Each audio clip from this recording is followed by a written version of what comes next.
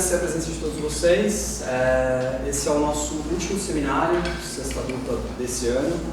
A gente conseguiu recomeçar no começo do segundo semestre, que foi uma conquista muito boa, porque desde que teve a pandemia, o sexta parou um pouco. Então agora a gente está conseguindo retomar seminários e fazer tudo. Então é muito gratificante ter vocês todos aqui, porque uma grande reclamação de diferentes professores era que o sexta estava muito vazio. Agora a gente volta a encher o sexta.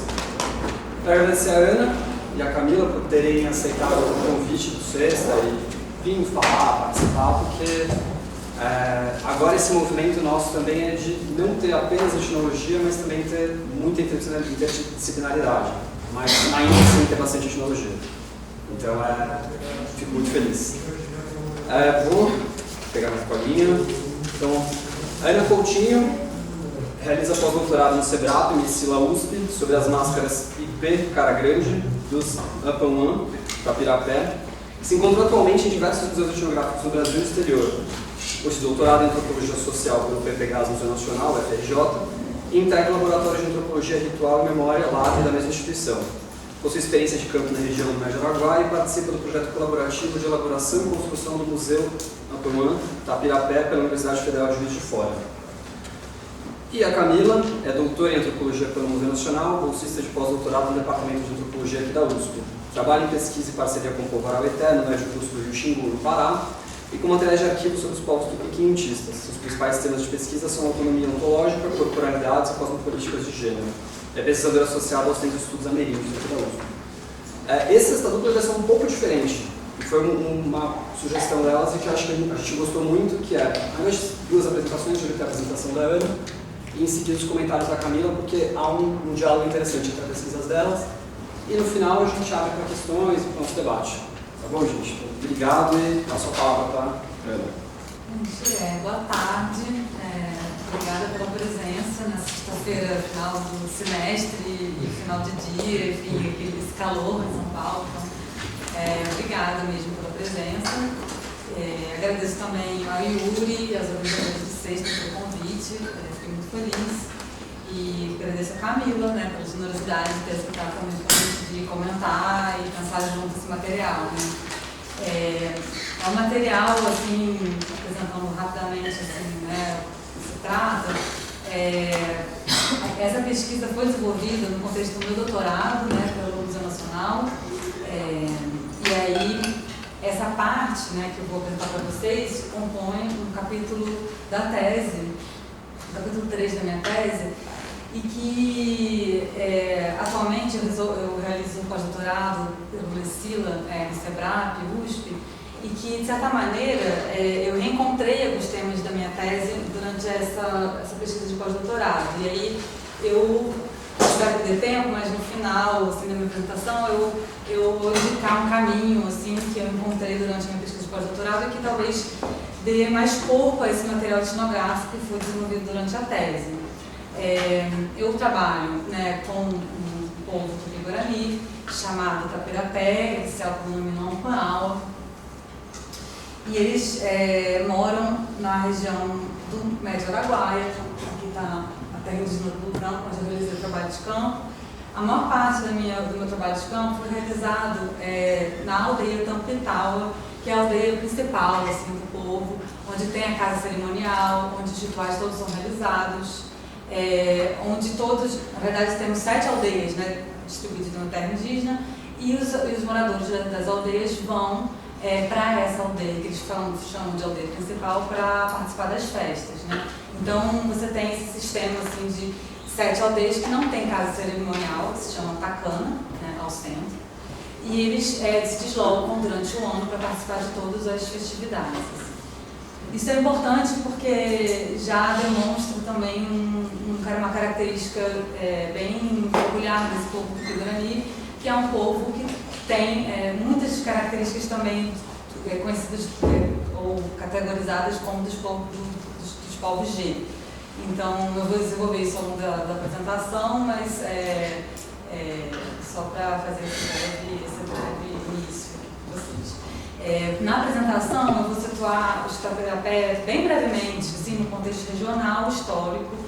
Depois eu vou passar por um resumo sintético de como se estrutura o ritual do inimigo hoje praticado por eles, pelos Ampam da Tapirapé.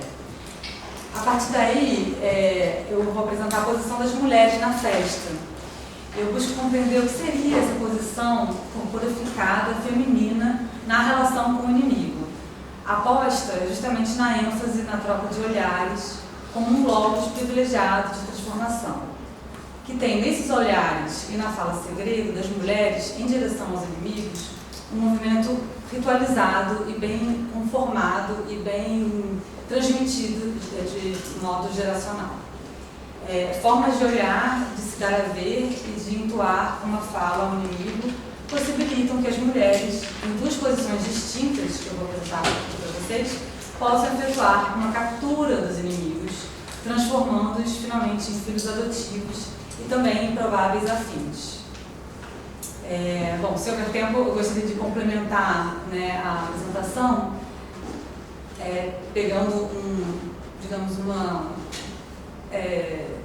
uma veia assim, do meu pós-doutorado, que está sendo realizado, né, atualmente, a partir de uma foto que eu pesquisei, encontrei num arquivo específico e que demonstra esse argumento de uma forma bem interessante. Uma foto registrada pelo colecionador de objetos de Boris Malkin. Então, é isso, vamos lá. Os Tapirapé são um povo, como já disse, da família linguística Tupi-Guarani, vivem no Brasil Central, na zona de transição entre o Cerrado e a Amazônia, no noroeste do estado do Mato Grosso, na região conhecida como Médio Araguaia. Desde o processo de recuperação territorial, iniciado em 93, o povo celta denomina Ampaawa. E a terra indígena, ela atravessa os municípios de Confresa, Santa Terezinha e Porto Alegre do Norte, estendendo-se então por 168 mil hectares. Atualmente, temos 1.000 pessoas que moram na terra indígena Tapirapé Branco, mil pessoas que moram nas duas terras indígenas Tupi Branco e na Tapirapé Carajá. Vou falar bem brevemente assim, do contexto histórico, só para a gente conseguir chegar no ritual de uma forma um pouco mais encorpada. Assim. Essas são as duas terras indígenas, né? Todas estão demarcadas e homologadas. E essa digamos, um mapa que foi feito por Baldos, publicado no seu livro, né, que o Baldos realizou uma etnografia com os Tapirapé, para quem não sabe, né, no final dos anos 30, e ele publicou esse mapa, enfim, mostrando um pouco o contexto regional da época.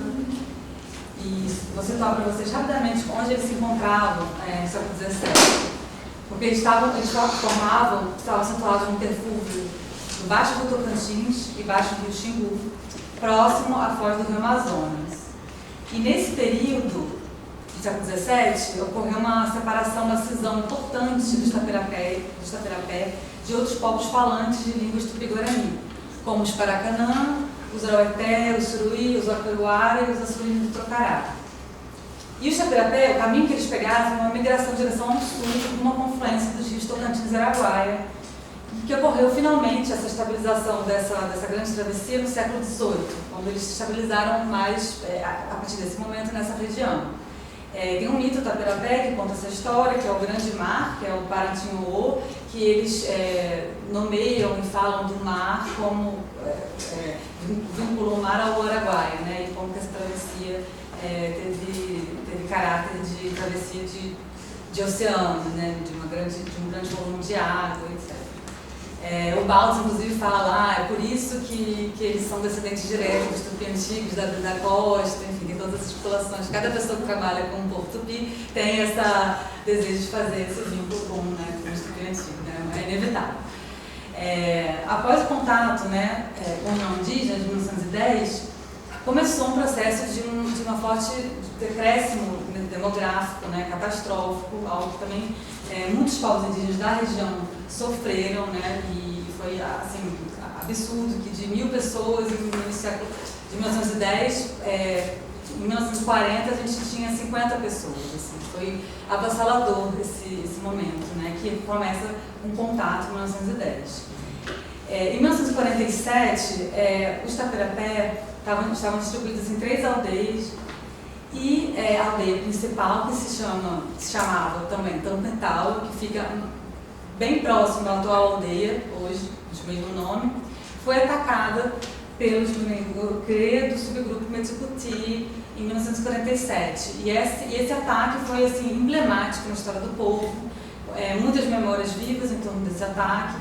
E a partir desse momento, a história do Pau virou. Os sobreviventes, que eram apenas 47 pessoas nesse momento, foram para a beira do Rio Araguaia e ficaram próximos, o SPI esteve presente nesse momento e ficaram numa aldeia conjunta com os Carajá. E a partir daí eles foram se reorganizando de novo, né, com muitas dificuldades em relação à saúde. Em 1955, as Irmãzinhas de Jesus, que não sei se vocês conhecem, é um grupo missionário ligado a Charles de Foucault, que tem uma história mais vinculada, bom, tá gravando, né? Não sei se vou fazer algum tipo de gafe, mais vinculada à esquerda católica, e que rapidamente, quando esse grupo de irmãzinhas chegaram na região, eles se aliaram ao que foi o início do Cine na região, e aí houve esse vínculo que fez todo sentido entre a teologia da libertação, que estava sendo gestada ali embrionária, com esse grupo de irmãzinhas que se chama Irmãzinhas de Jesus, que ficou com os Taperapé, morou com os Taperapé de 55 a 2017. Então é uma história enorme, né? Profunda historicamente, assim, e que, óbvio, tem consequências as mais variadas, mas uma consequência primeira e fundamental foi que eles tiveram acesso a várias medicações que elas conseguiram trazer da França nesse momento, e que mudou e foi mudando, alterando a configuração social e demográfica dos Taperapé. Eles realmente conseguiram se reorganizar, se fortalecer, e a gente tem consta nos diários das irmãzinhas que o primeiro ritual que eles fizeram já foi nos anos 60. Então, assim, né, em 1947 eram 47 pessoas, em 1960 consta o primeiro ritual, assim, o primeiro canto noturno no centro da aldeia. E uma aldeia que já era predominantemente Taperapé. Os Carajá já tinham fundado uma outra aldeia ao lado. Então houve uma separação Taperapé-Carajá já nos anos 60 e uma retomada ritual nesse momento. Vamos lá. Essa é a casa atacana, a casa cerimonial, onde os espíritos habitam durante todo o ciclo ritual, onde as máscaras são guardadas também nesse momento. Como eu falei lá no início, os Taperapé, eles combinam características G e Tupi-Guarani em sua organização social ritual. Possuem um ciclo ritual que divide as estações do ano em duas, chuvosa e seca. Tem metades cerimoniais, classes de idade, com repertório de nomes trocados em cada etapa da vida. Cantos com corpus extenso, ou seja, cantos com repertório fixo, que devem ser repetidos, né, sem comportar nenhum tipo de alteração ou de improvisação. Tem uma casa dos homens no centro da aldeia e uma diversidade de materialidades, assim, especialmente numerosas máscaras. A máscara que a gente vai discutir mais profundamente aqui hoje não é a única, não é exclusiva do Zoncal, tem outras. E eles têm uma série de enfeites, adornos, mantos e grandes diademas relacionados ao ritual de iniciação masculina. E também, assim, não vou falar de parentesco hoje, mas assim, eles têm o sistema de parentesco que eles conseguiram, em meio a essa reconfiguração, né, demográfica complexa que eles viveram, eles conseguem hoje ter assim, um sistema de parentesco de casamento entre primos cruzados, ainda em uma deriva havaiana. Isso persiste até hoje. Enfim, seria uma outra apresentação sobre isso. Só mostrar aqui para vocês essa é a foto de um rapaz que vai ser iniciado, que está prestes a sair no terreiro para passar pelo ritual de iniciação masculina. Eu só mostro essa imagem para vocês terem uma ideia também da quantidade de adornos que existem e que são confeccionados e ritualizados e fazem parte da preparação do corpo do iniciado. Eu mostro essa foto especialmente porque a festa de iniciação masculina é a festa no ritual, no ciclo ritual anual dos Ampao, que reúne todos os adornos do povo Ampao. Então, ele está vestindo todos os adornos que existem, tanto os masculinos quanto os femininos, assim.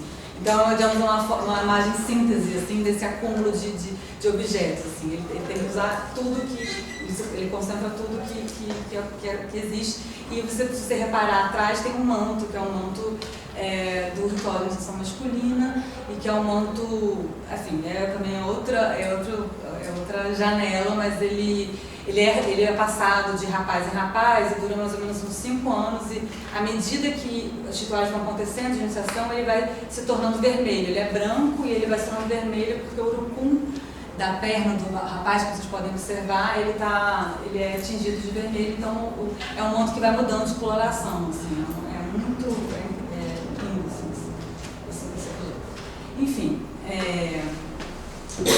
para voltar para o tema, né, da relação de inimizade, eu vou da guerra, só vou fazer uma breve observação que talvez vocês conheçam, né? O Charles Lobley foi muito importante, assim, nas estudos de etnologia, assim, porque em 46 ele faz o trabalho de campo. 2 grandes etnólogos passaram por Estaterapé, né? O Baldos e o Charles Lobley. O Baldos se concentrou na cultura material, fez uma descrição muito fina, muito minuciosa dessa quantidade de objetos, de materialidades e grafismos, tanto corporais quanto impressos, produzidos em cestarias.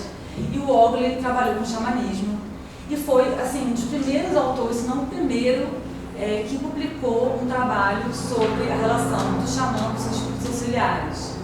E aí isso foi uma virada na disciplina, né? Porque esse texto é de 46, num momento que isso não era difundido, assim, a relação íntima e como se compõe um corpo do xamã ainda não tinha sido destrinchado nesse momento.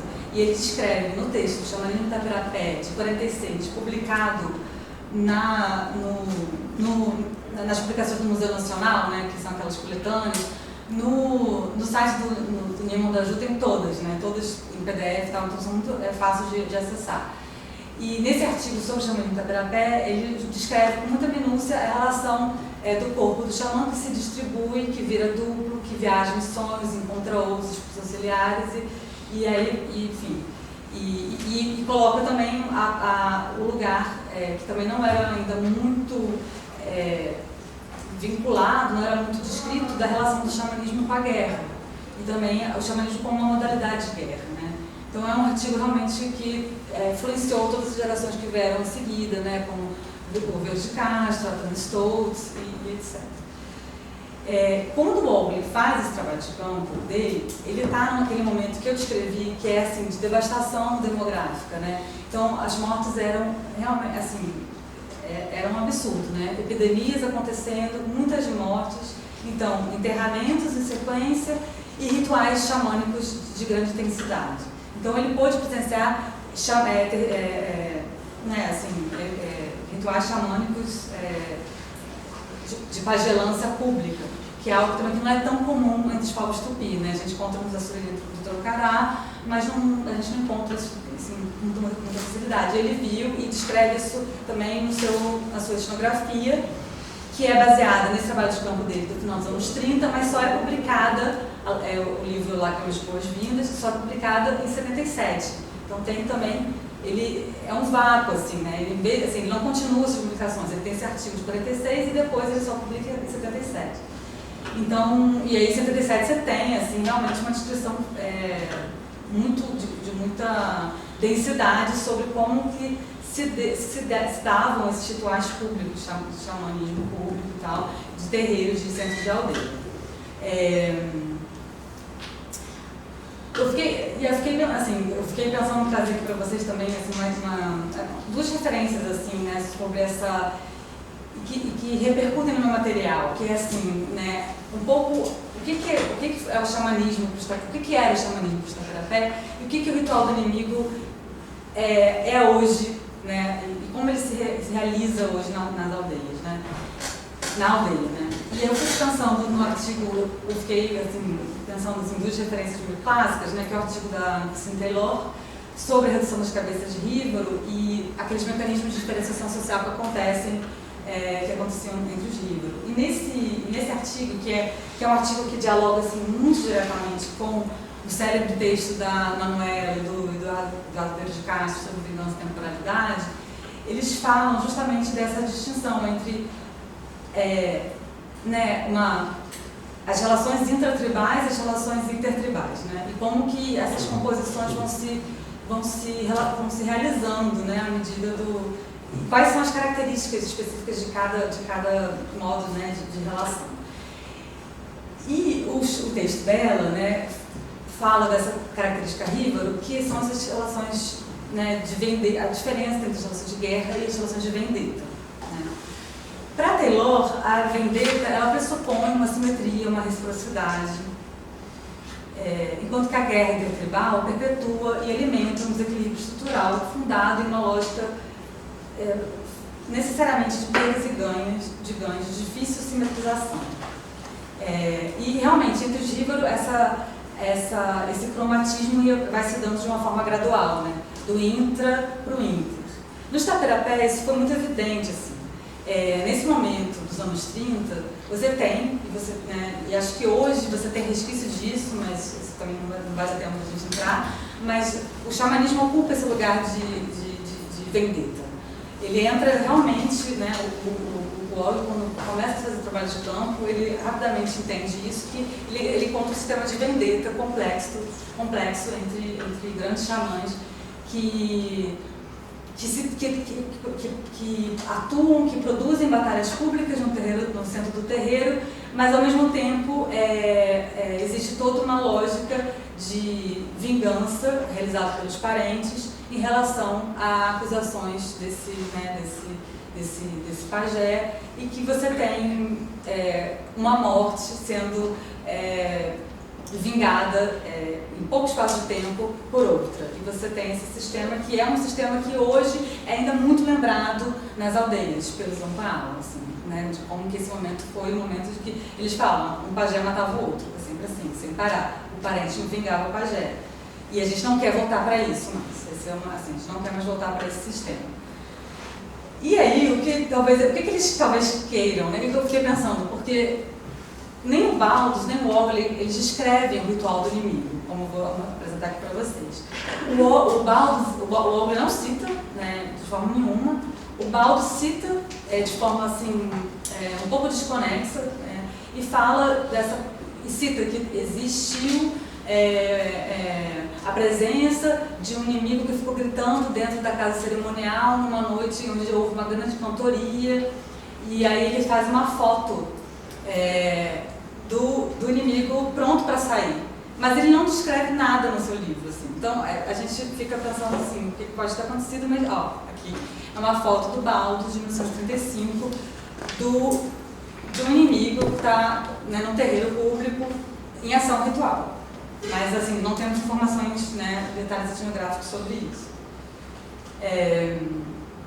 E os Tapirapé, nesse sentido, eles, enfim, não têm mais esse sistema, né, intratribal, como a Taylor falava. É óbvio que é uma palavra totalmente em desuso, mas, assim, estou citando ela, estou indo com ela hoje, assim, para pensar nisso. O próprio, a Manuela, o Eduardo também falam, né, entendem esse sistema de vendetta como um sistema que instaura uma temporalidade tupi, né?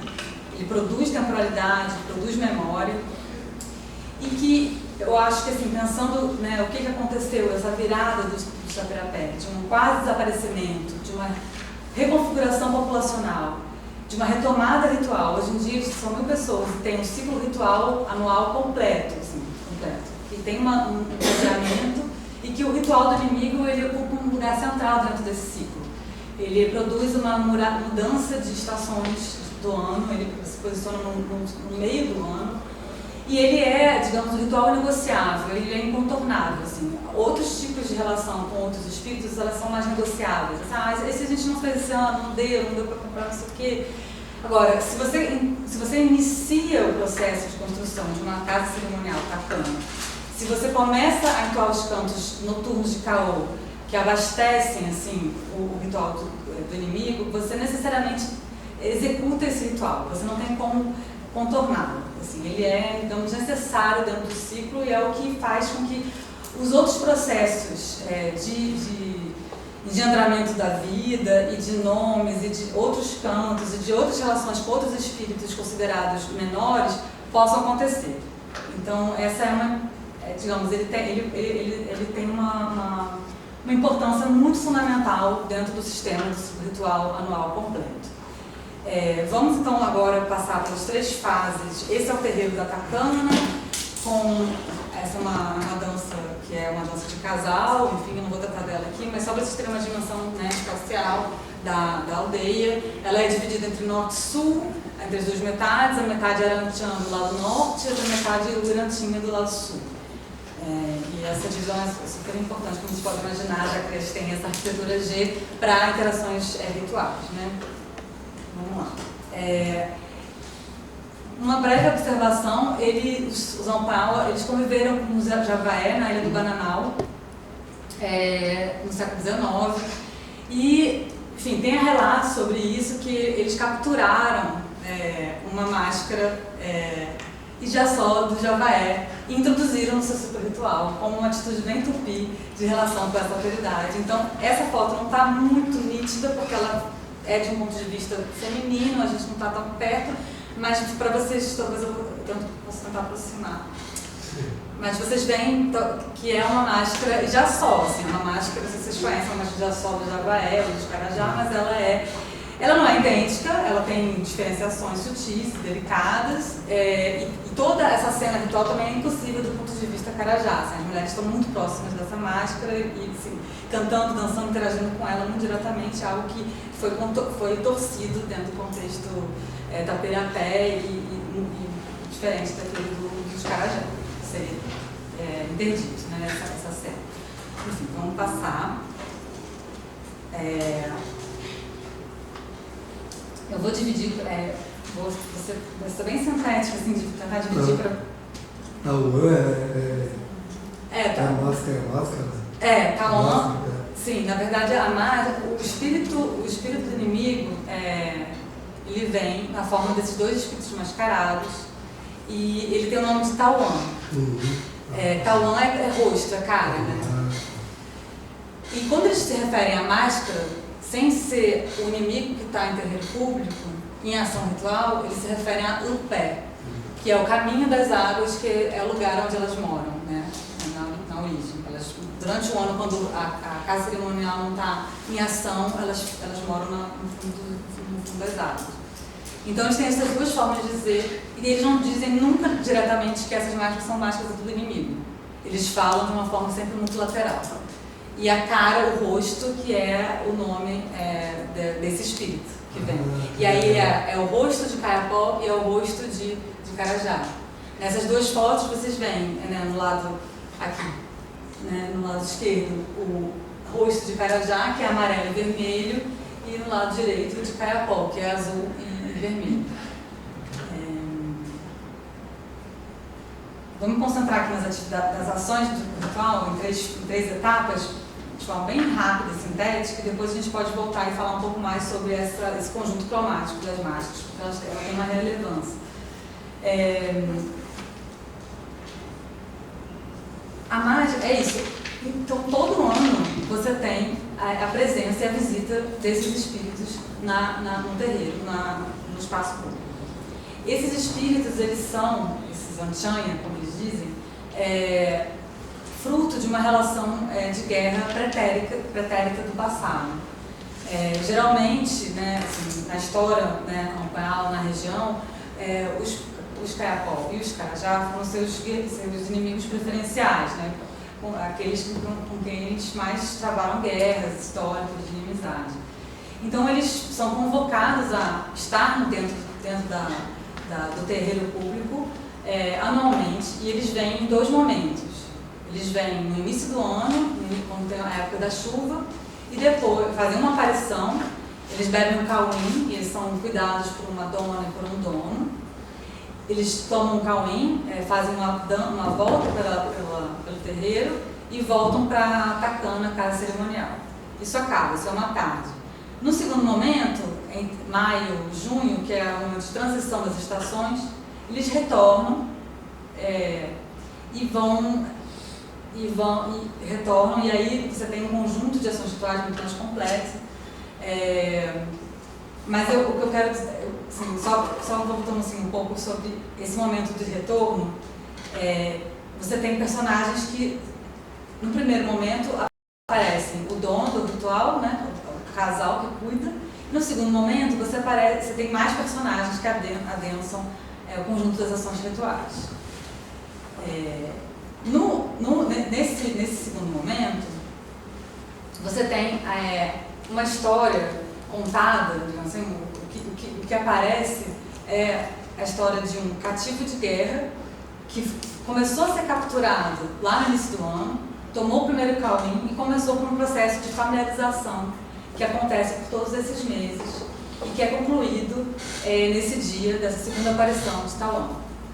Então você tem a entrada desse inimigo dentro do espaço ampanal, ou seja, desse estrangeiro inimigo, que é adotado por um casal que vai se aproximando dele à medida que os meses vão passando, e se aproximando no sentido que ele aparece em sonhos, os sonhos das casas de quem habita e quem está cuidando de Tawan vai se transformando. Você tem comunicações não verbais o tempo inteiro, né, entre o dono e o Tawan. E aí você, no momento da saída, você tem 2 semanas antes da saída uma caça ritual, onde você tem que caçar grandes quantidades de peixada. O dono, no mês anterior ao dia da saída, tem que aprender todos os componentes da máscara para poder preparar e melhorar, digamos, o diadema, aumentar o diadema de rabo de arara vermelha do mascarado. Então, nesse primeiro momento, você tem uma aproximação, né, do casal com o espírito. E na segunda aparição, você tem outros personagens que entram. Eu vou mostrar mais fotos. A gente tem mais uma. Aqui são as bananas que são coletadas para o espírito, as queixadas, as metades rituais se organizam para fazer essa caça, né, coletiva. Assim, eu não vou entrar em minúcias de dados rituais, mas assim, passando aqui para vocês um pouco.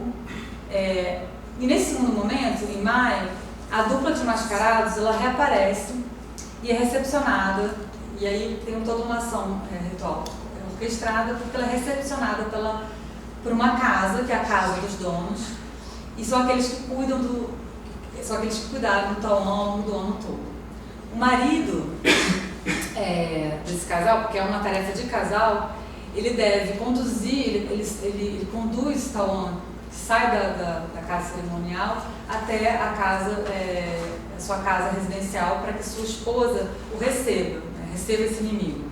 E esse trajeto, ele é marcado por um processo de familiarização, porque ele já começa a jogar uma espécie de timbó na máscara, e a máscara vai, ao longo desse processo, sendo amansada, né, como eles falam.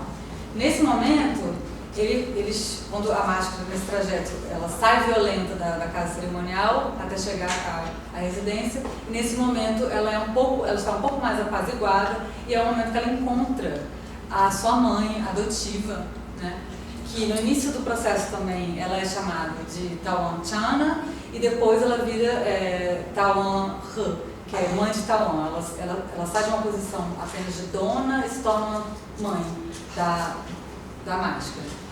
E aí tem um encontro, que é um encontro ritual entre essa mãe, essa mulher, com o espírito mascarado. E é um momento muito solene, é um momento mais solene da festa, que é quando ela olha Tawan de face a face. O nome para isso é Tawan Ran Wanchankawa, que é o momento de você olhar, o ato de ver Tawan frente a frente. Então tem um encontro de olhares, né, importante, e que na verdade ela é a única personagem ritual, é a única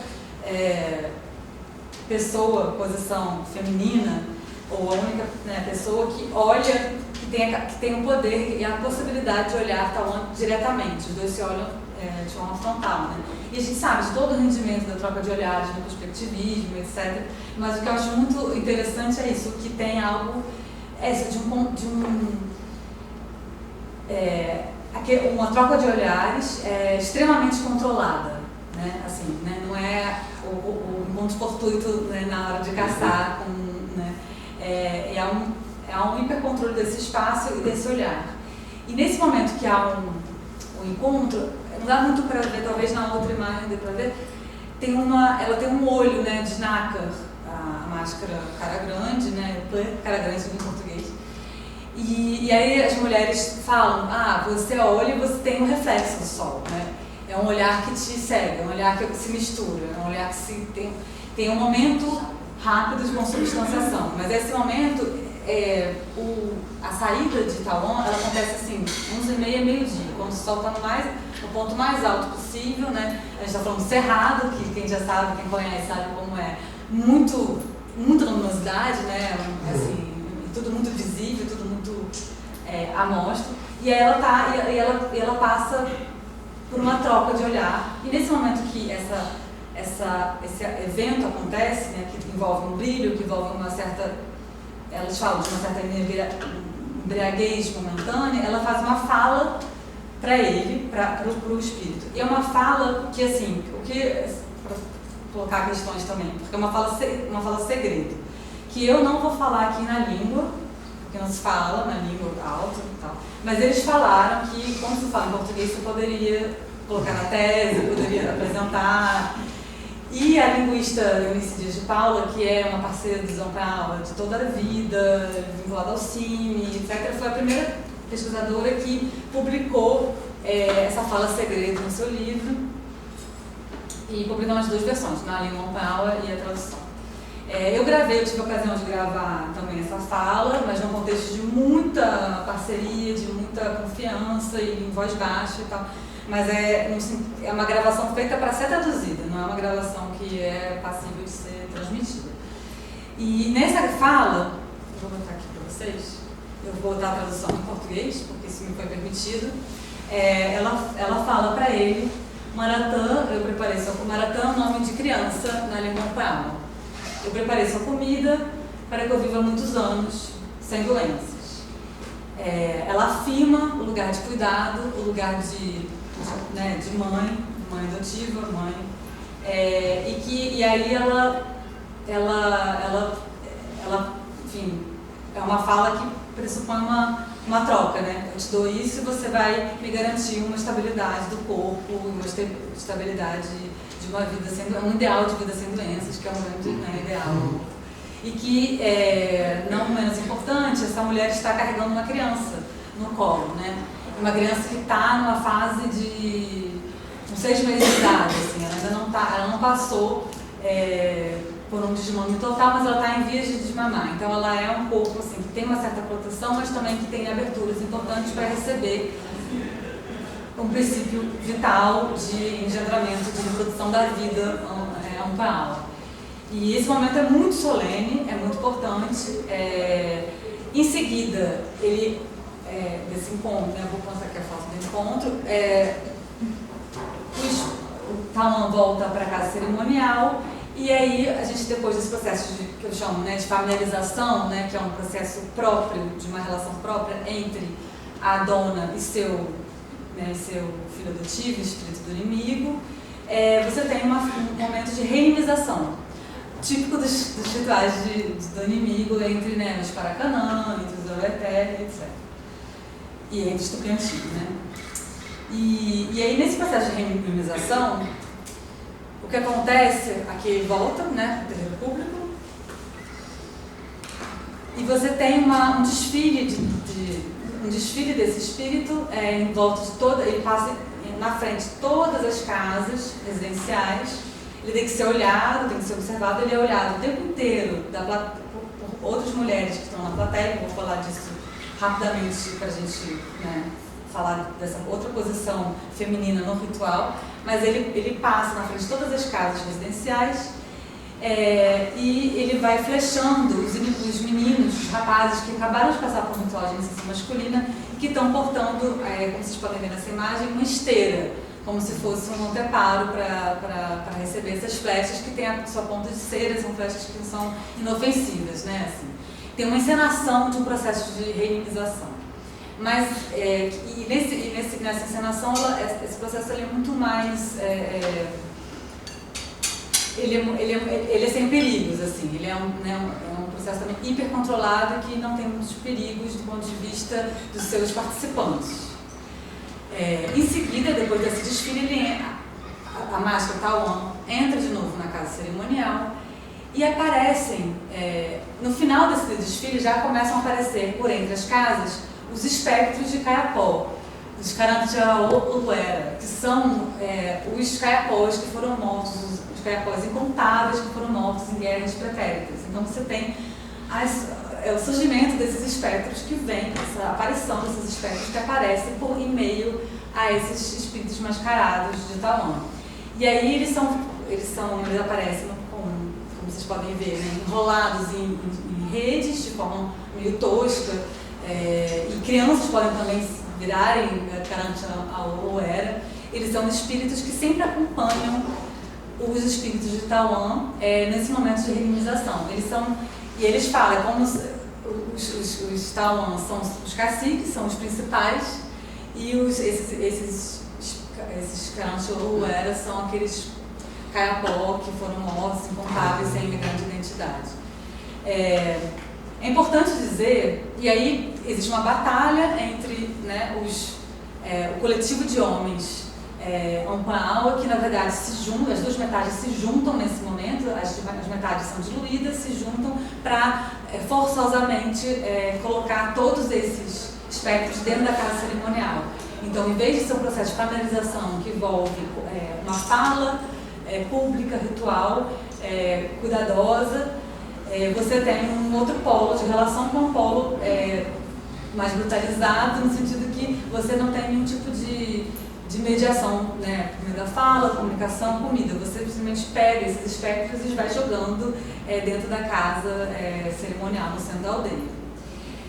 Mas, diferente do momento solene, né, que você tem esse encontro da dona com o espírito do inimigo, esse momento é extremamente jocoso, engraçado. Então, diferente do processo de reanimização clássico do Tupi antigo e também, né, de outros povos até Tupi contemporâneos, onde o processo de reanimização era da execução, né, do cativo de guerra, você tem uma execução jocosa, né? E aí, assim, uma coisa que eu acho que, assim, vou falar duas coisas muito importantes antes de seguir para o último momento para falar das outras mulheres que não são as donas, né, que é o motivo da segunda parte da apresentação.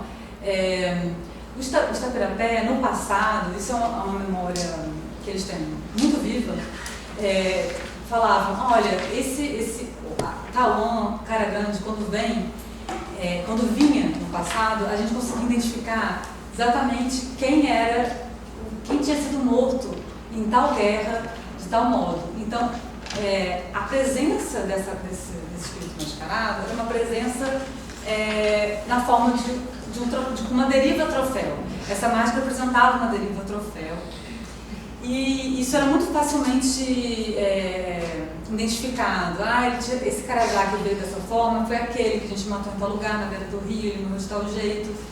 E aí, o ritual ele era realizado como um resquício dessa guerra, dessa execução, né? E o ritual do inimigo, ele é inserido dentro de um complexo do inimigo, assim, que eu chamei na tese de complexo do inimigo, que envolve um ritual de iniciação masculina, esse momento que você tem que lidar com esse resquício de guerra pretérita, e a terceira fase, que é uma fase de cauinagem, e onde tem um resguardo do matador. Então, assim, não vou falar dessas duas etapas que envolvem o complexo do inimigo, vou me concentrar nesse meio, mas que é interessante que foi apontado, né, entre meus interlocutores, logo desde o início do meu trabalho, de campo, da anestesia, que era muito facilmente identificável quem tinha sido morto e como que e a máscara ela vinha para a gente resolver esses resquícios de relação com esse inimigo que tinha sido executado. Então, quem cuidava desse inimigo era alguém que era da família do homicida e que tinha que alimentá-lo, cuidá-lo, como eu descrevi agora. Com o tempo foi passando e as guerras efetivas não foram acontecendo mais, e aí o que você tem foi uma operação que os Dom Paulo realizaram é a junção, digamos, uma classificação desses inimigos enquanto classe. Então, esses espíritos mascarados viraram classes de inimigos, Carapó, classes de inimigos, Carajá. Eles não são mais, eles perderam a sua subjetividade, né, digamos assim, a sua identificação. E aí eles foram, digamos assim, homogeneizados por classes. Mas quem pode cuidar de Tauan geralmente é convocado por meio de sonhos de pajés que falam: olha, você tem seu parente, seu avô matou muito Carajá no passado, você tem essa responsabilidade de cuidar esse ano desse Tauan, desse espírito mascarado Carajá. Então, até hoje você tem uma necessidade de se haver com esse espírito que foi executado em guerras pretéritas.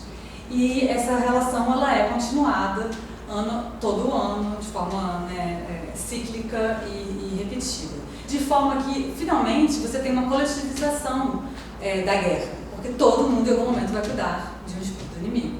Então, você tem, digamos assim, uma distribuição, a classe vem também para juntar, para concentrar a presença desse espírito mascarado na forma de uma categoria mais ampla do que um inimigo, um troféu. E você também tem, do outro lado, um processo de coletivização dos resquícios e da relação necessária com esse espírito. Então você tem uma coletivização do morto. Algo que também aconteceu no Escritório de Paracanã, escrito pelo Carlos Fausto. Então tem algo que sobrevive nisso, com uma forma diferente. Mas eu acho que esse é um dado importante. E tem essa relação que é uma relação de estabilidade, de que necessariamente esse ritual deve ser executado para que a vida se reproduza. Isso é falado e isso é muito vinculado à necessidade de fazer o ritual e à produção da pessoa. Os novos nomes acontecem, os novos nomes dentro do repertório fixo dos nomes da onomástica Amparo. Mas eles são possíveis de serem transmitidos.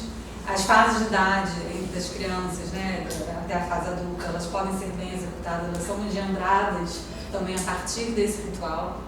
Então, isso é importante dizer. Da plateia, para finalizar, porque eu não sei muito bem em relação ao tempo, para o tempo da gente conversar, da plateia, outro conjunto de mulheres observa, a partir de suas casas, todas as atividades rituais e discute entre elas se todas as atividades estão sendo bem executadas. O olhar delas, longe de ocupar uma posição passiva, ajuda efetivamente a conferir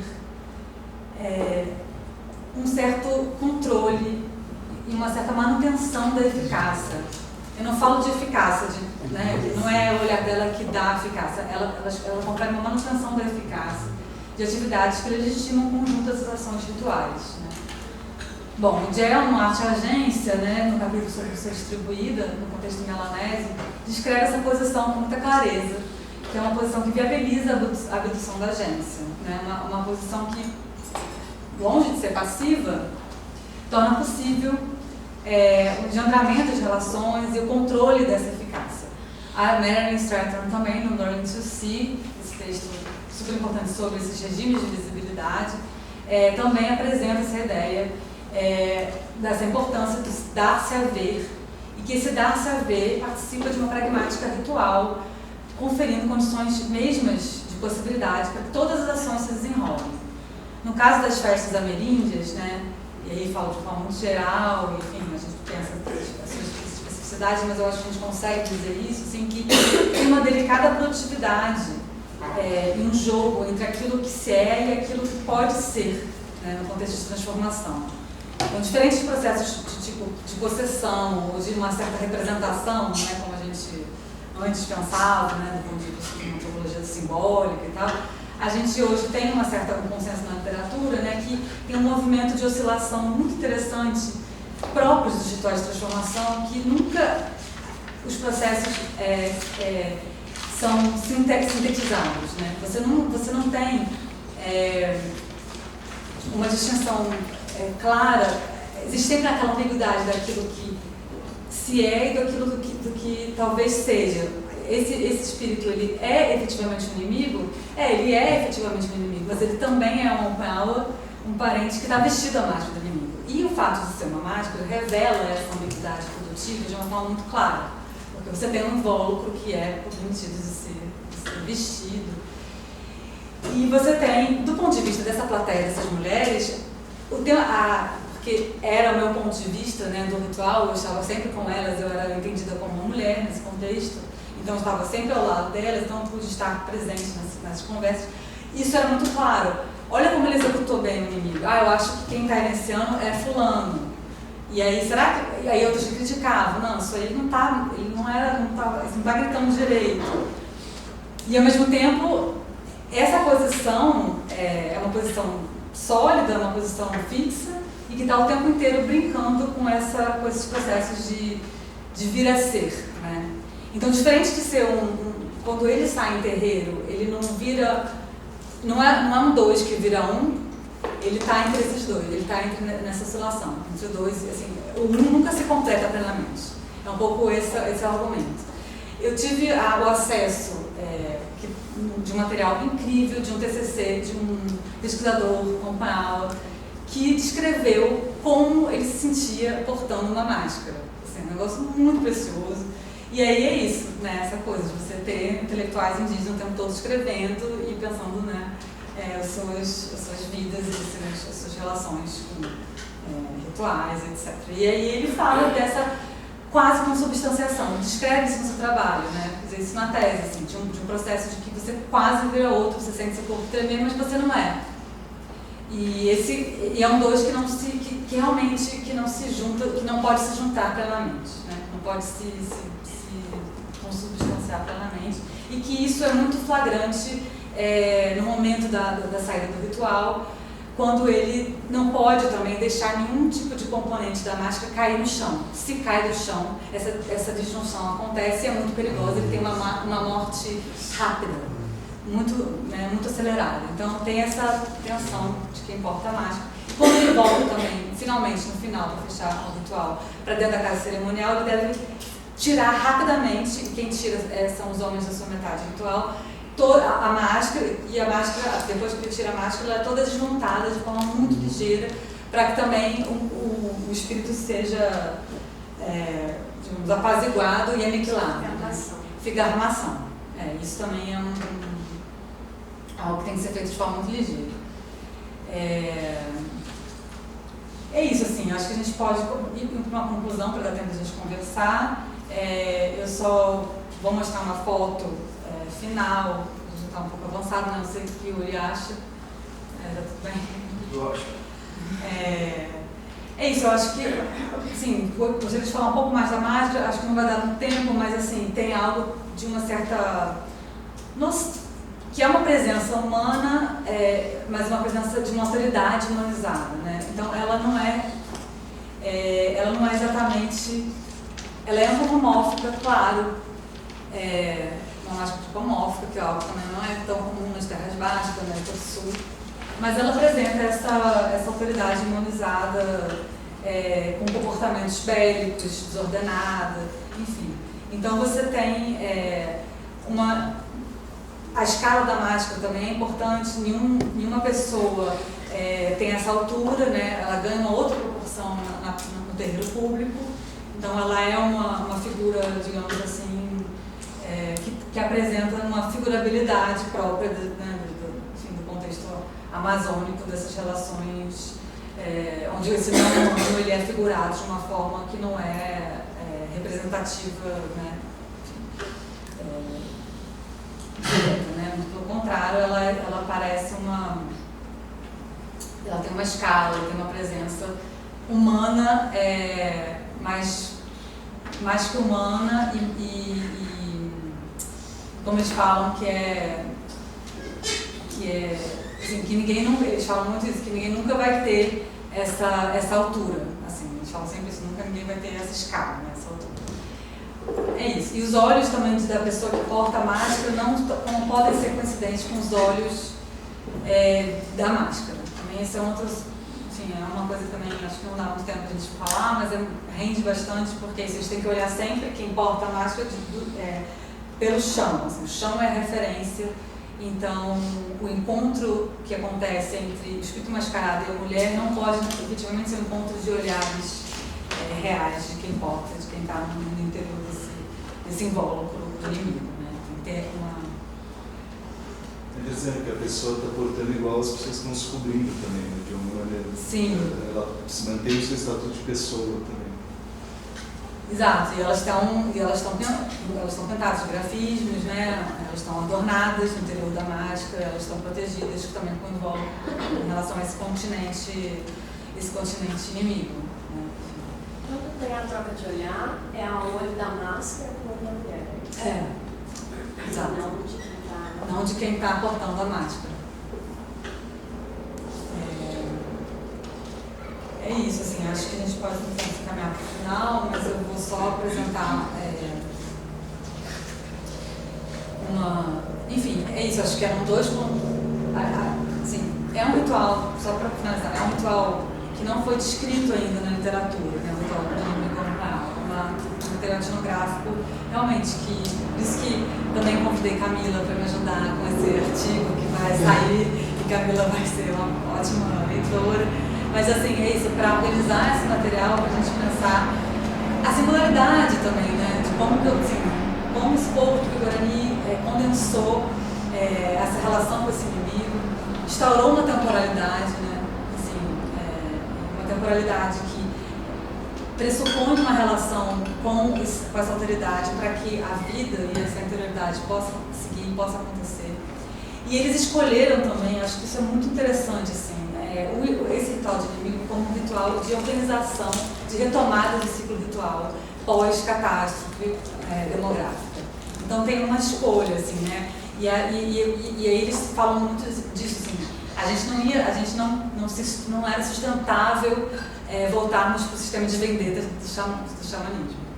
E aí a gente partiu para esse regime, que é um regime que se encaixa dentro de um processo de reprodução ritual sem improvisação, né, como outros povos tupi, né, assim, sem novos nomes, sem novos cantos, né, os nomes e cantos são transmitidos de forma fixa, mas a gente tem nessa fixidez e nessa regularidade temporal a relação com esse inimigo, né, que é uma relação que também se repete, a morfologia não pode ser alterada, a cor dos inimigos não pode ser alterada de jeito nenhum, nem a sua composição gráfica.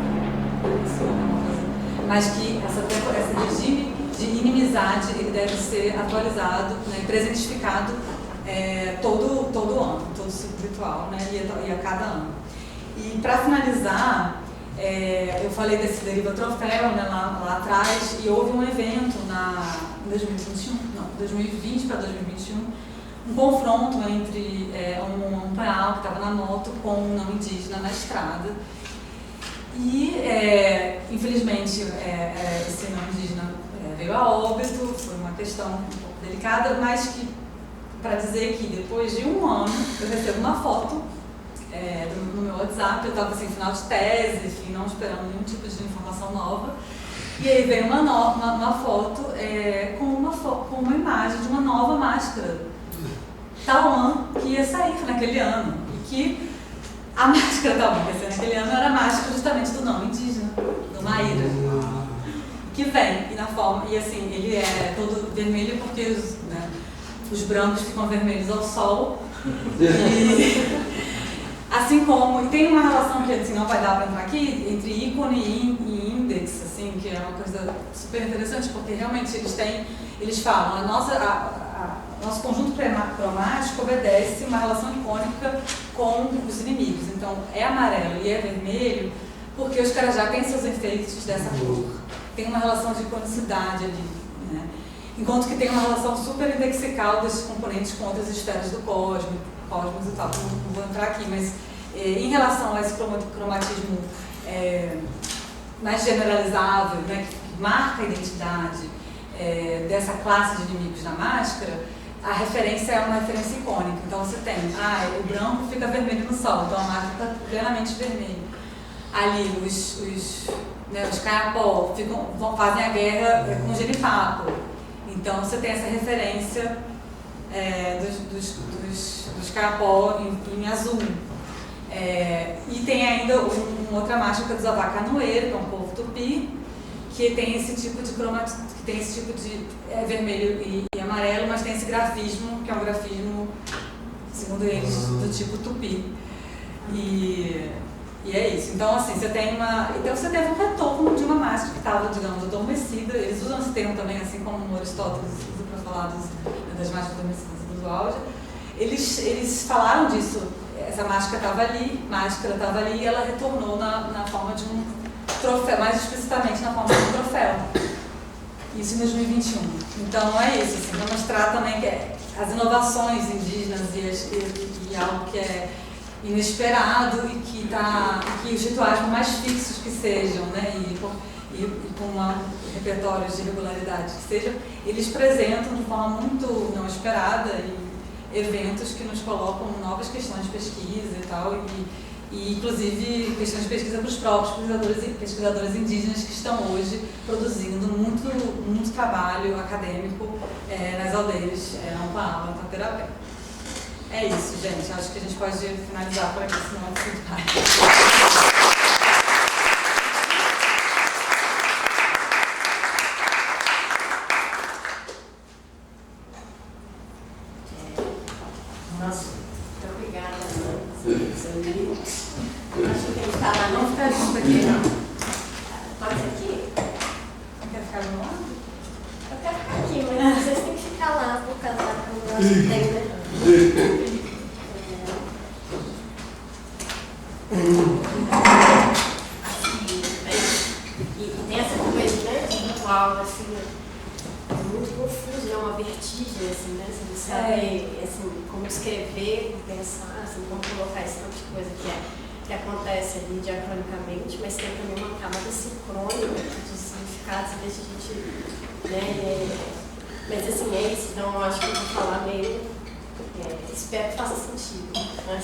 Algumas coisas que eu pensei, tem muita coisa para pensar. Claro que a minha referência acaba sendo material para pintar, né? Assim, é quase que o mito M1, né? Assim, então, assim, não porque, né, não por questão cronológica, mas um pouco do stereotipo.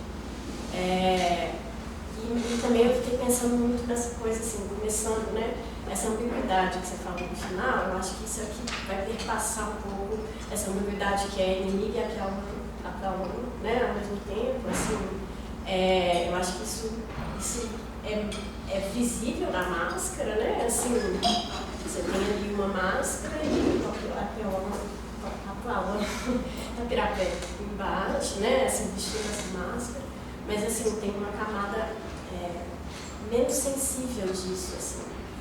Mas, bom, para começar, eu acho que a coisa da vingança, né, esse texto do Eduardo e da Manuela, para mim, é centralíssimo, assim, para pensar, porque você muda o regime de vingança, você muda tudo, mas os nós continuam tendo tecnologias rituais de fabricação, é uma tecnologia do tempo, né? Então, assim, você pode não ter homicídio, mas você precisa ter alguma fórmula ali para essa tecnologia do tempo, né? De fazer a memória virar futuro, né? Então, assim, é isso. Mesmo sem o homicídio, como que você vai fazer para fazer o tempo girar? Então, você tem que fazer o tempo girar. Então, assim, se é tão importante, né? Esses rituais, eles mostram isso, como que, enfim, você pode mudar as condições, mas você precisa continuar fabricando né, o tempo. E é interessante isso, como é que esse ritual do corpo, né, é tão central ali, né? E justamente, né, você precisa o tempo inteiro fabricar longevidade. Então, assim, você está o tempo inteiro trabalhando para a longevidade. Você vai trabalhar a longevidade a partir do passado. Então, assim, e aí tem essa coisa, né, assim, uma coisa interessante sobre, nesse livro do Eduardo Manuel, eles falam uma coisa assim, uma consequência, né, da vingança, da lógica da vingança, é que todo eu é filho de matador, né? Todo eu é filho de alguém que foi morto, né? Assim, mas todo eu é filho de alguém que matou alguém também, né? Então, assim, isso tem uma coisa, porque quem é o matador, né? O matador é alguém que matou outra pessoa e que se fundiu com o outro, né? Então, o matador o matador de todo o ritual, o complexo do homicídio, é justamente fazer essa pessoa que matou o outro e que virou outro, ele poder viver com essa capacidade de virar outro, né? Então, ele é o nós, mas que é também um pouco outro, né? Então, você precisa criar formas para que esse outro possa viver aqui entre nós, né? Assim, e ao mesmo tempo,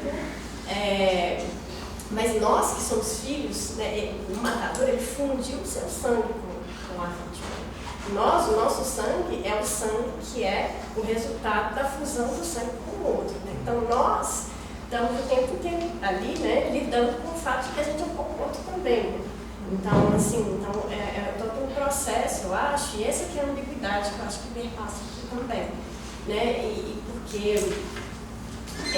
E aí tem uma inversão bem interessante, eu acho que é o momento do olhar, de fato, assim, é centralíssimo, né? Assim, é bonito demais, né? Assim, e é esse momento, né? Só que entre o ritual tupi e o ritual Tawan, né? De Tawan, tem uma diferença assim, essencial, né? Que o ritual tupi, você tem na hora do olhar, você tem os dois inimigos, né?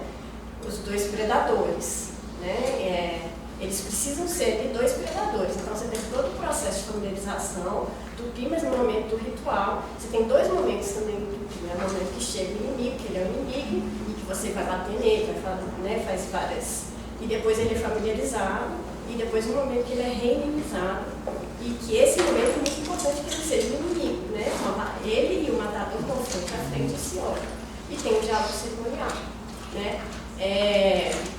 Então, esse momento do ritual, né, do olhar, da troca do olhar de frente, né? Então, dois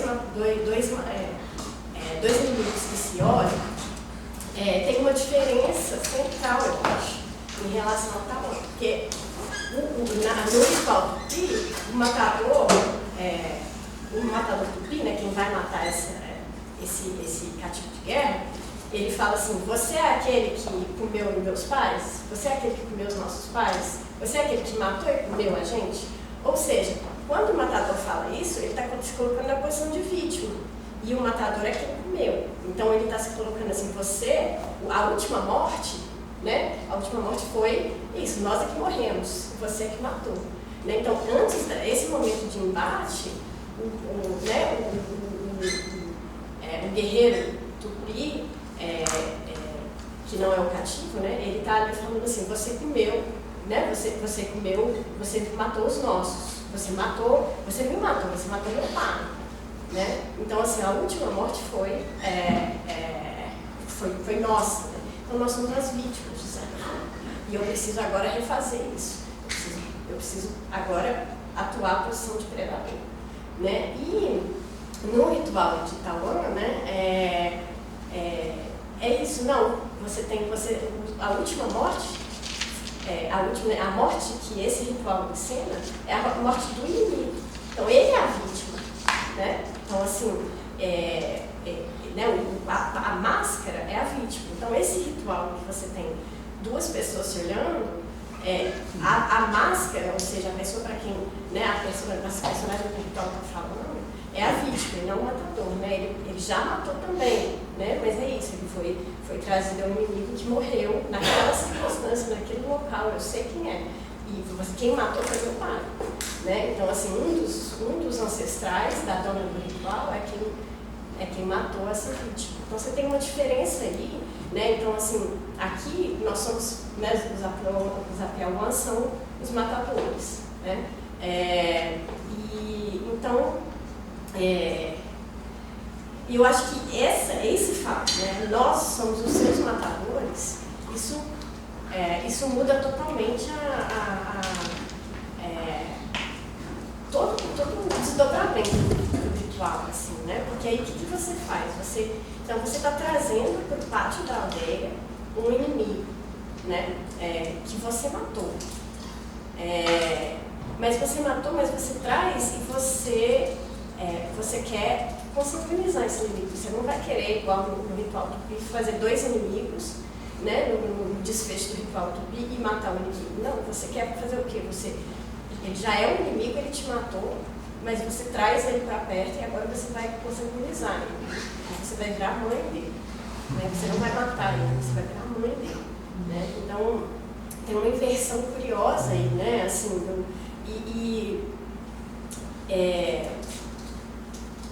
e aí eu acho curioso também, assim, que é isso, a mesma coisa, né? Se o matador, acho que se o matador, né? Todo matador tem fundiu o seu sangue com sua vítima, né? É isso, você,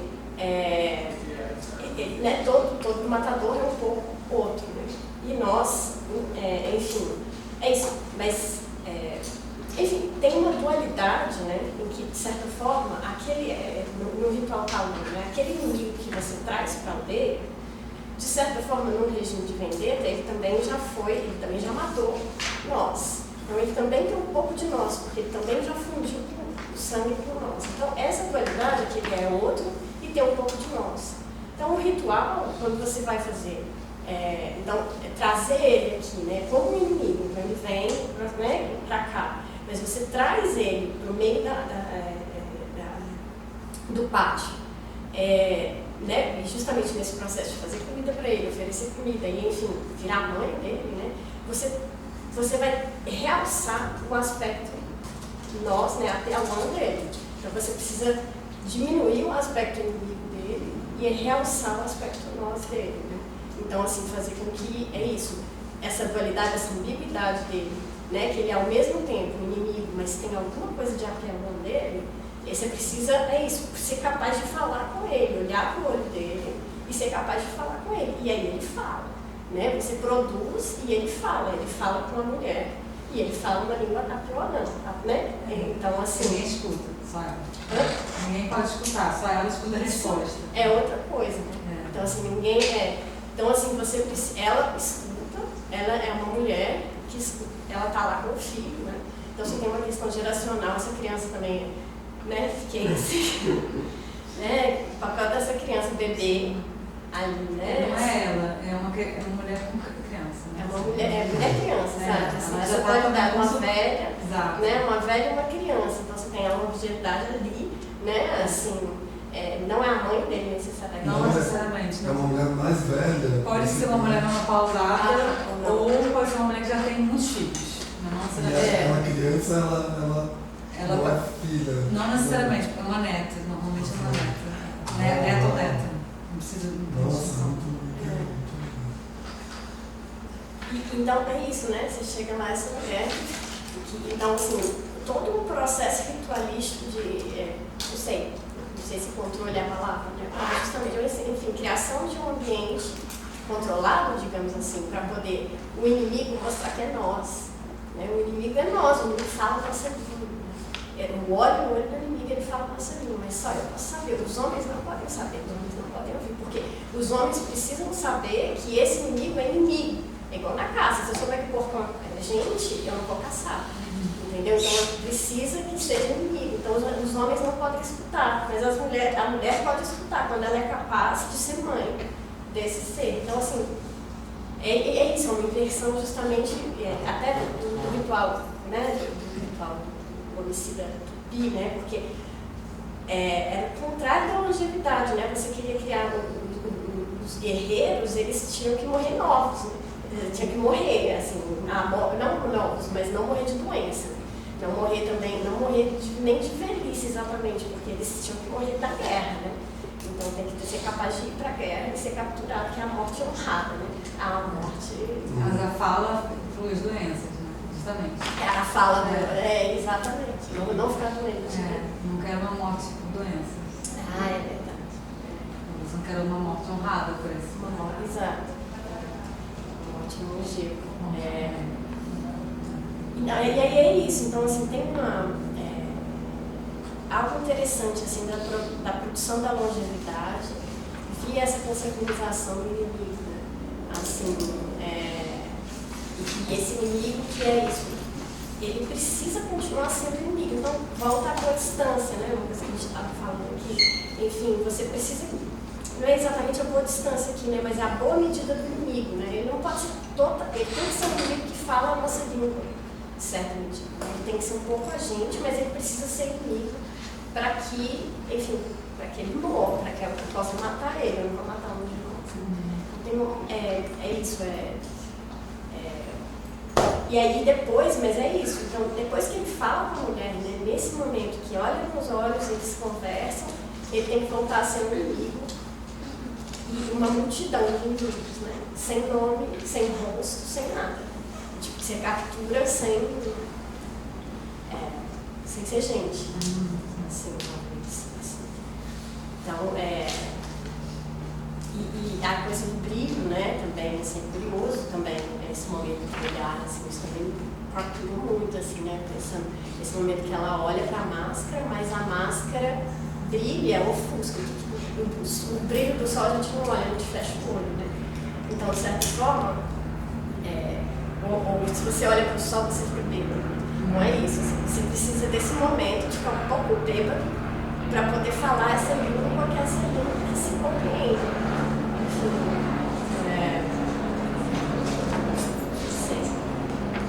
E outra coisa que está acontecendo também, assim, é um detalhe, mas é que a estrutura da máscara é de barriguda, né? E aí isso é muito interessante, né? Porque a árvore barriguda. Ela é extraída, a madeira é extraída nessa árvore. E aí é isso, então é uma árvore que ela é resistente, mas ela é bem flexível, né? E ela fica grávida. É uma árvore que fica grávida. Nós temos um ritual de consanguinização do inimigo, cuja estrutura é uma árvore que fica grávida, né? Tanto que em espanhol ela chama buchuda, barriguda em português. Então, assim, e é uma árvore também relacionada à árvore, né? Também a máscara também, e todo o universo feminino, enfim, uma relação com o mundo aquático.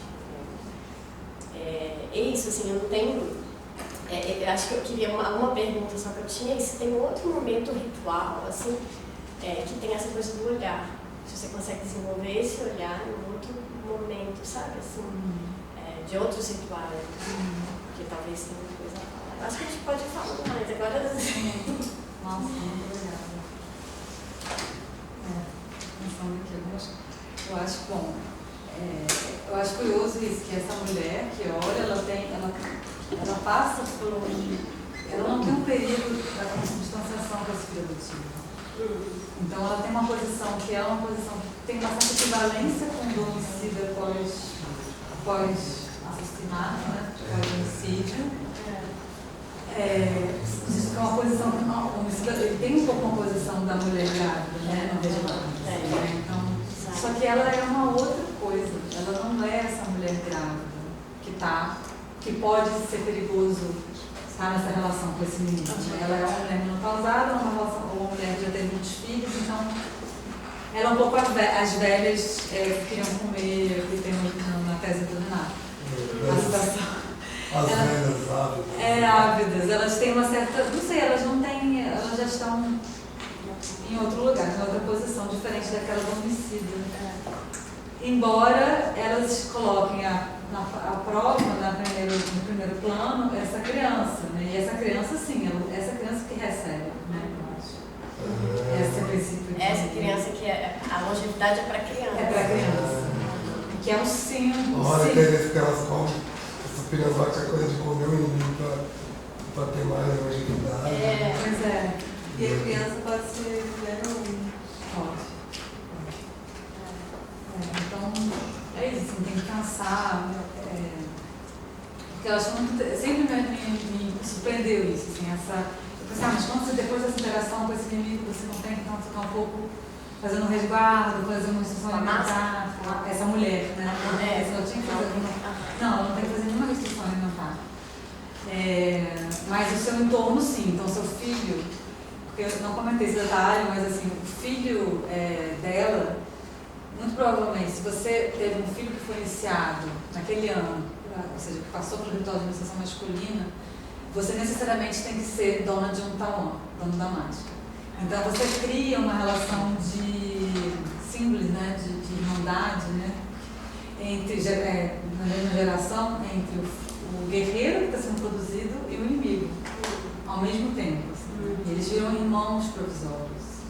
Então já tem uma consubstanciação, como você falou, pressuposta ali nessa relação desse guerreiro. Esse guerreiro ele vai ser guerreiro porque, na verdade, ele já tem dentro dele algo de inimigo dessas guerras anteriores, desse acúmulo de guerras dos antepassados. Então, isso é materializado, eu nunca tinha pensado muito por aí. A partir dessa comentário, eu pensei que é isso, ainda é materializado nessa relação de irmãos, que é o guerreiro sendo produzido no momento anterior, assim, uma semana antes é o ritual de iniciação masculina e uma semana passa uma semana é o ritual do inimigo.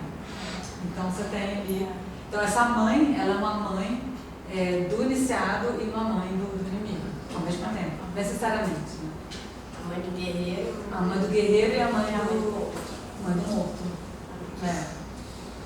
Sim. Mas a iniciação, ela não tem direito esse lugar dessa iniciação masculina.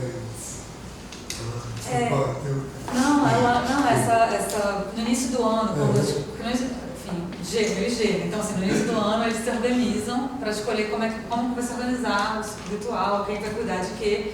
E aí a pessoa que tem um filho que está pronto para fazer a festa de iniciação masculina se manifesta e fala, olha, eu preciso que meu filho faça esse ano a festa. Quando ele vai deixar o cabelo crescer, ele tem alguns meses para fazer essa preparação. Então, se você manifesta esse desejo, né, de produzir uma festa para o seu filho, porque é um desejo da conjugalidade, desse casal, que é geralmente líder da sessão residencial, de uma sessão residencial, enfim, é um momento também de maturação desses líderes desse casal, né? Então, assim, é uma maturação de todos esses corpos, assim, nesse momento. E aí ela fala, manifesta, olha, eu quero que meu filho faça, então você necessariamente vai ter que também cuidar de um talão esse ano. Então é um trabalho enorme, assim, né? É um trabalho... O filho dela vai iniciar e ela vai ser a dona do talão daquele ano. Então ela tem 2 trabalhos concomitantes e que faz com que ela produza, quer dizer, você ser um guerreiro necessariamente é você ser produzido como um irmão de um inimigo, né? De um morto, inimigo morto. Então faz parte, na verdade, do ritual de iniciação masculina essa relação, né, de consubstanciação cuidadosa, né, controlada também, né, com esse inimigo. Porque o ritual de iniciação masculina também tem outro mundo, né? Então, não quero falar aqui, mas é isso. Tem a produção de um guerreiro. É a produção de um guerreiro. E aí pode ser mais esses rituais de mais ritual de dançar 24 horas sem dormir. Não sei o quê. E o outro ritual provavelmente pede. Exato. Em algum momento esse menino que passava pela iniciação antes, ele tinha que matar alguém, não, né? Ou tá? Não, ele só pode matar depois que ele passa pelo ritual de iniciação. Pegar o grande ritual do Tupinambá, o ritual do inimigo já era um ritual de iniciação antes, né? Exatamente. E tinha coisa muito louca, tinha coisa do bebê também, tem algumas fontes que falam que eles passavam sangue nos bebês pequenos, para dar força, né? E aí o papel das mulheres, que era fundamental. As mulheres é que faziam tudo, né? Reimunização, finalização, né? Muito... E o Cauã também, né? Eu acho que não entra. Não sei aonde, sabe? Fiquei pensando onde que entraria o Cauã, mas essa produção do Cauã, enfim. O Cauã, ele é em dois momentos. Tem caminho também. A primeira aparição, o primeiro processo de familiarização que acontece, na primeira aparição do espírito inimigo na praça pública, no início do ano, na época da chuva, a relação é mediada pelo cauim. Ela oferece um cauim de mandioca doce, geralmente. Lá não tem mandioca venenosa, né? Não tem cauim venenoso, não tem cauim alcoólico. Não alcoólico também. É não alcoólico. Então é sempre doce, que é o cauim dos bebês, assim. E é isso, então ele recebe esse primeiro cauim.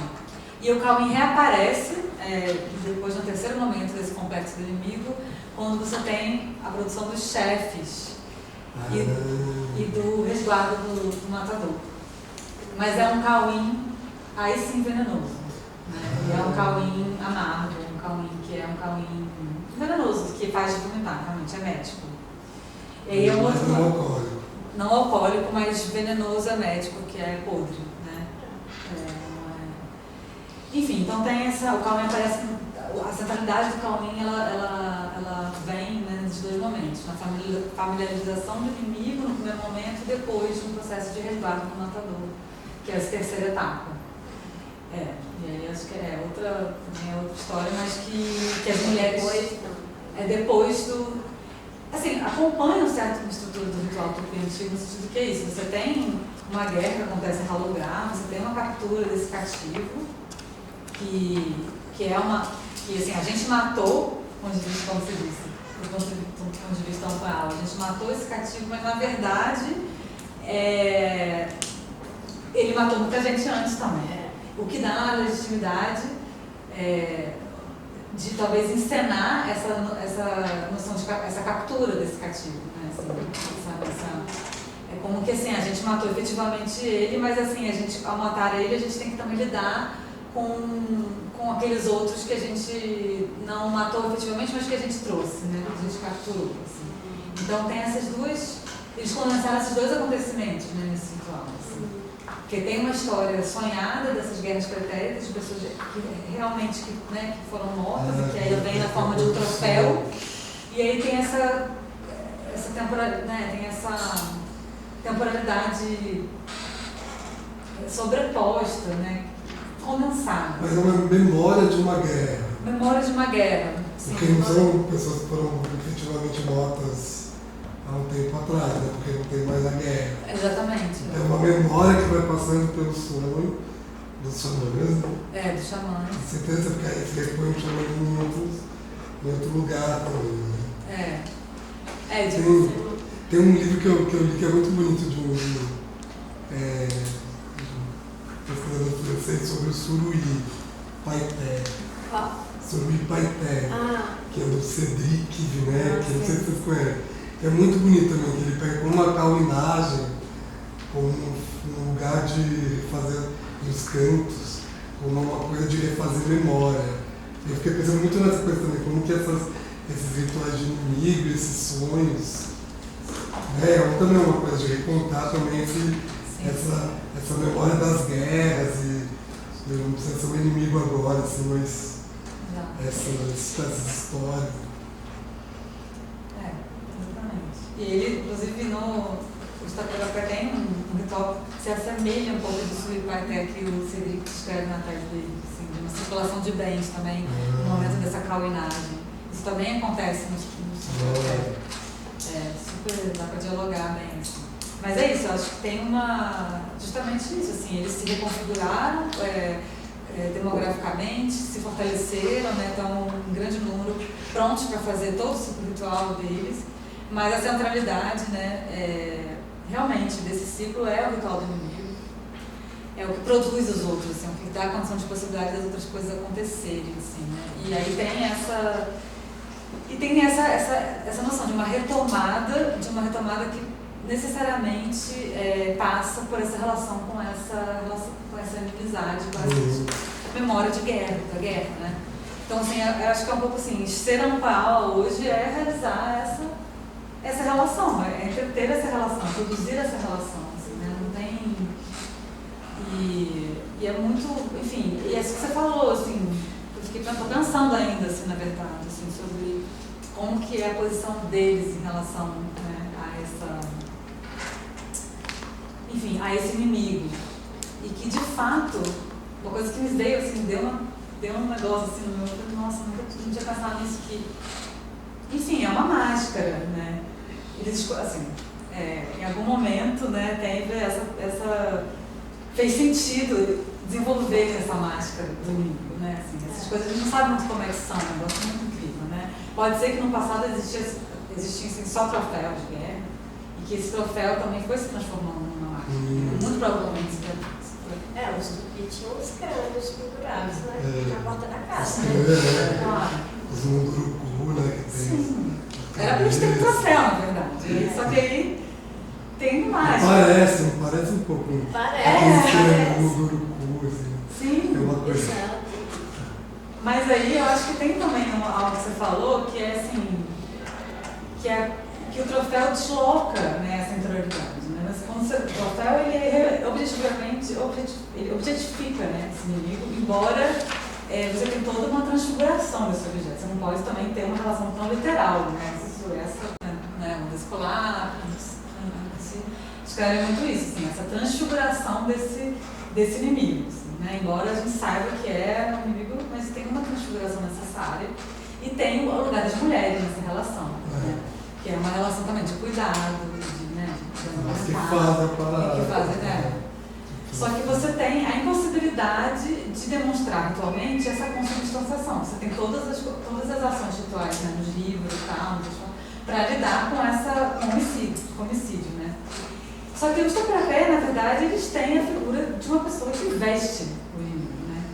Então, você falou que vira e não vira, que não pode. Como também um processo de pós-morte, de pós-homicídio, assim, também, né? Então, eu me lembro quando eu vi duas festas, né? Consegui ver duas festas. Aí depois encontro esse TCC desse pesquisador, né, indígena, e ele fala disso, ele descreve um tremor, ele fala de o que é vestimento. Você vê que parece uma descrição de um homicida, pós-mortem. Assim. Então, o cara que vestiu. A pessoa que veste. Quase se contamina com aquela... que tem uma certa... uma consubstanciação controlada. E que ele, na verdade, se você analisa todos os personagens envolvidos nessa festa, é a pessoa que está mais em perigo. Tipo, de forma clara. Porque se a disjunção continente-conteúdo acontece, ele não resiste a essa história. Ou seja, é como se o processo de resguardo do homicida não deu muito certo, né? Ele é morto pelo homicídio. Ele é morto, exatamente, pelo inimigo. Exato. Aquela vítima nesse contexto ritual. Né? Mas isso vem desde o processo do especialista ritual, artesão, que deve fazer essa máscara de forma exemplar. Então é um perigo que vem desde o especialista, né, que deve fazer aquilo de forma impecável para que aquilo seja bem feito, para que esse continente inimigo possa ser portado, né? Então tem todo um cuidado do especialista ritual que confecciona esse objeto de forma muito bem executada, ou seja, com uma expectativa de intenções, né, acumuladas, assim, para pensar um pouco de gel, assim, o que é esse especialista? É aquele que consegue reunir uma complexidade de intenções na materialização das suas intenções, que não são suas, né, na verdade, nesse artefato que vai ser depois portado. Então já tem desde o início esse cuidado, né? Mas quando há uma disjunção, eu perguntei, né? Eu falei, mas quando houve, como foi? O especialista não é tão responsabilizado, ele é parcialmente, mas não é tão responsabilizado. Quem é mais responsabilizado, que vai ter essa morte mais ligeira, é quem porta mais. O especialista pode ficar doente, ele tem que se cuidar, ele tem que fazer uma série de... Enfim. Mas é isso, acho que, como você fala, eu acho que tem a aparição da máscara, a criação da aula dessa máscara, revela também também uma certa ideia, noção de que eles são um pouco aquilo, né? Que eles são também inimigos por conta dessa relação genealógica de parentesco mesmo, de que todo mundo já matou, e que você tem que lidar com isso de alguma maneira. E que o troféu desapareceu nas fotos. A verdade é essa, o troféu fora por causa do... E foi uma solução de não desaparecimento da relação com esse inimigo, né? Foi uma solução para que o troféu não desaparecesse, para que a gente continuasse a entreter essa relação né, de guerra, ou seja, fazer a guerra de uma outra maneira. Assim. Mas é isso, para fazer a guerra, você precisa desfazer a guerra. Então, de certa forma, assim, você precisa não ter guerra, assim, você precisa ter um momento de não guerra, de produção de alguma coisa ali dentro. É uma fortificação ali. Eu acho que esse ritual está nesse lugar, assim, né? De a gente. Transformar a guerra em alguma outra coisa, né? Exato. Transformar a guerra em alguma coisa que a gente pode viver com ela, né? Sim. Então você precisa elaborar. A elaboração da guerra. Mas é uma coisa que eu também acho interessante, assim, tem um ataque Kaipó, em 47, também não é? E aí eles logo fizeram o ritual de Tawan, quer dizer, esse ataque teve que ser elaborado, isso condensado. Está no Óbulos? Não, isso está no Diário das Irmãzinhas. No Óbulos isso não está. Porque ele tem ele vai para o campo antes do ataque, né? Então ele vê essa transformação toda acontecer e publica o trabalho só depois, né? E aí, nos anos 60, ele retorna para ver o que aconteceu com esse povo, o que aconteceu, o que eu posso encontrar. E aí ele volta nos anos 60, e aí ele encontra uma aldeia já perto do Araguaia, vizinha dos Carajá, numa outra configuração. E quando eles vão para o Araguaia, depois do ataque Kaipó, eles vão para o Araguaia, e aí o Ogli vai, reencontra, e aí ele escreve sobre isso no final do Lágrimas de Boas-Vindas, o que ele reencontrou. E aí ele reencontra uma fábrica de produção de cara grande para vender, que é a pesquisa do pós-doutorado que a Roberta acompanhou durante esse ano. Que gosta. Então você tem esse outro capítulo da história dessa máscara entre eles. Para vender, para o artesanato. Mas diferente das cabeças ríbaras, as cabeças de que também são produzidas para vender e foram produzidas de uma forma enorme, assim, né? Eles têm um cuidado enorme nessa produção, no sentido que, enfim, não sei se também dá tempo da gente abrir esse capítulo agora para falar disso, não sei como é que tá. Mas a gente pode tentar resumir bem rapidamente, mas é isso, no final dos anos 60, como é que é? Acho que Renato, até que horas a gente pode? Já se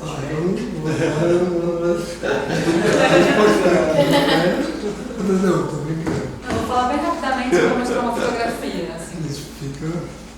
Não, porque isso, assim, tem um processo de... Isso é uma memória viva em aldeia hoje, de uma história de um avô, quem me contou isso foi um neto desse avô, que ouviu essa história desde criança e tal, que uma máscara ritual, que estava ativa no ritual, foi vendida no momento desse momento de reconfiguração populacional, de retomada do ritual. E essa máscara foi vendida a partir de uma demanda, porque na região do Araguaia, né, tinham aqueles regatões, nos 60, de um monte de turista querendo comprar objetos. Vários colecionadores estrangeiros passavam também pela região, que era uma fase que os museus internacionais estavam comprando grande quantidade de peças e povoando suas coleções de peças das Terras Baixas da América do Sul, a Malu das histórias de ninguém.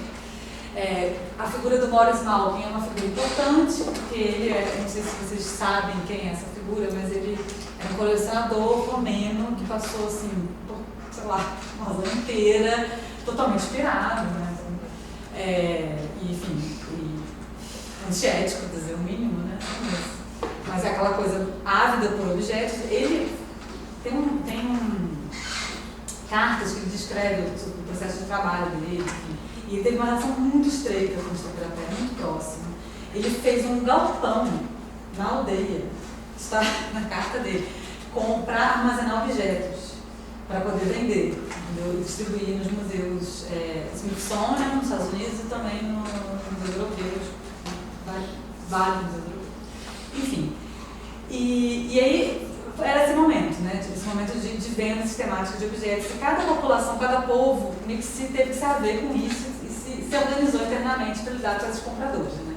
Os Tapirapé, então, tiveram uma resposta em relação a isso, proibiram que as máscaras com esse grafismo fixo, né, que remete iconicamente, indexalmente, né, a lugares preciosos e importantes do cosmos e também iconicamente a esses inimigos, não podem, esses objetos não podem ser vendidos, esses objetos não podem ser comercializados de jeito nenhum. Então, eles resolveram.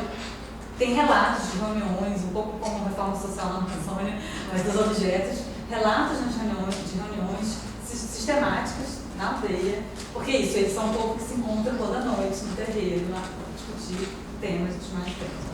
Desde esse momento de configuração populacional. Então, uma série de reuniões, eles decidiram que então, era possível a comercialização dessas máscaras, mas que alterações devem ser feitas nesses objetos, alterações cromáticas e de seus componentes. Então, as máscaras para vender, elas são morfologicamente idênticas às máscaras. Aqui, por exemplo, um exemplo de uma máscara de uma coleção particular.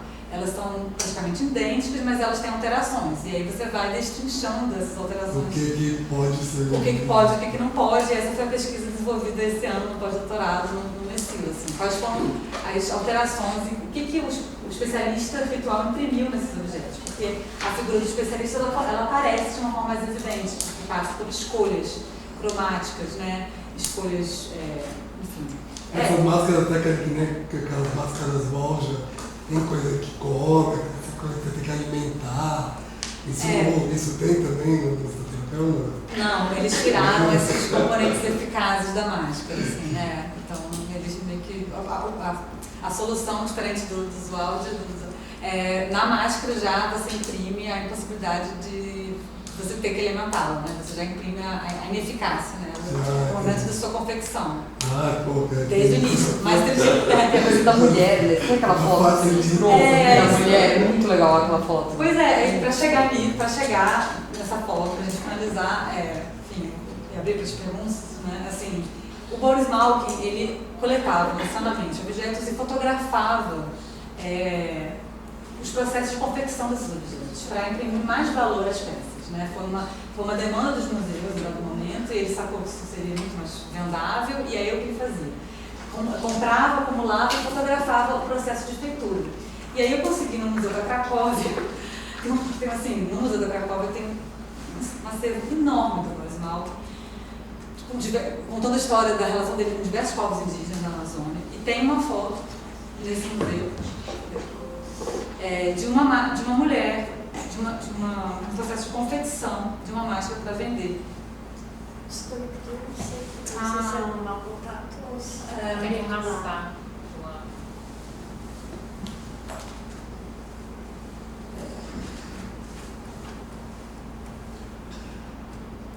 E ele fotografou uma máscara sendo produzida para destinar exclusivamente para venda, né? Minha mãe já.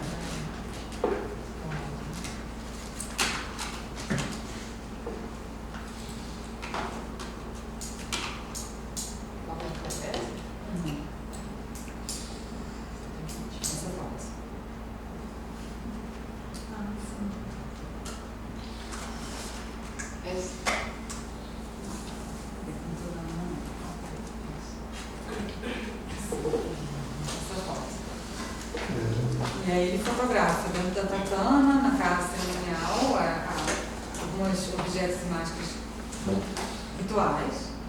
E no lado esquerdo, você tem uma máscara sendo feita para vender dentro do espaço residencial, no terreiro da casa. Uma mulher, uma susteira pessoal, eu conheço ela, ela chama Tocana, que é mulher esposa de um grande mestre ritual, que foi um dos responsáveis, inclusive, para a retomada ritual do Zampal, que se chama Champagne Ampani. Ela também é a história, né, assim, de uma conjugalidade também, que produz as festas, né? Essa é uma marca Zampal. Então, a conjugalidade também estava presente aí nesse momento, só que ela, uma mulher que está segurando uma máscara isso, numa relação de proximidade impossível do ponto de vista do ritual, assim, né, da festa, assim, né? É uma relação, ela está segurando muito provavelmente as cores não eram as cores do inimigo, e ela segura essa máscara desde o momento inicial de feitura, né? Imprimindo também nessa peça já a sua total ineficácia e o regime de visibilidade também atuando nesse momento, né? De que a mulher, ela, né, diferente de que assim, as máscaras sempre são feitas por homens, os homens são especializados na comercialização desse objeto. Na verdade, as mulheres, ao estarem, né, presentes e segurando esse objeto desde suas residências, também participam desse processo, né, de transformação desde o início de uma peça que né, que vai virar um inimigo, que tem uma produção eficaz enorme dentro do ritual, e elas participam no processo também de produção de ineficácia desde a origem, né, assim. Então as mulheres, elas então é legal você dar de produção de ineficácia também. Você tem que produzir uma ineficácia também. Mas que eles têm que se haver com essa demanda externa, porque você não pode fazer mais. E aí, são máscaras feitas para serem circuladas, para saírem rapidamente da aluna, né? Então essa marca desse gesto, dessa mão dessa mulher, ela já imprime isso no objeto, né? Esse é um objeto produzido para sair o mais rápido possível desse lugar. Não é para ficar ali, né? É louco isso, né? Porque como que o branco é totalmente enganado, né? Ainda mais não é, né? Não importa pra ele. Que a lógica é ela estética. Exatamente, Foi de fato inventado. E que tem uma importância no museu, né? Captura, né? Ele é capaz de capturar no contexto, né? É isso, acho que a gente pode abrir, se alguém quiser conversar.